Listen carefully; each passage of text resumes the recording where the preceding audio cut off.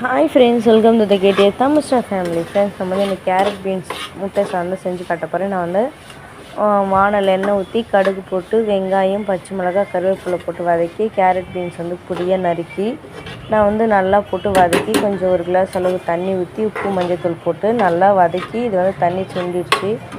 இப்போ வந்து இதை நம்ம பொரியலாக சாப்பிடுவோம். இது கூட வந்து நான் வந்து இன்றைக்கி கொஞ்சம் தேங்காய் பூ சேர்த்தா இது வந்து பொரியல். இதுலேயே நான் வந்து உங்களுக்கு முட்டை சாதமாக கலரி காட்ட போகிறேன்.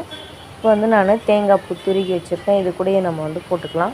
போட்டு இதை வந்து நல்லா கிளறி எடுத்துக்கலாம். கிளறி எடுத்துகிட்டு இது கூடயே வந்து 1 டீஸ்பூன் அளவுக்கு நான் இட்லி பொடி வந்து போட்டுக்கிறேன். இட்லி பொடி நம்ம வீட்லேயே உனக்கு வந்து நான் உங்களுக்கு ஏற்கனவே சொல்லியிருக்கேன். இப்போ இதையும் நல்லா போட்டு கிளறி எடுத்துக்கிறோம்.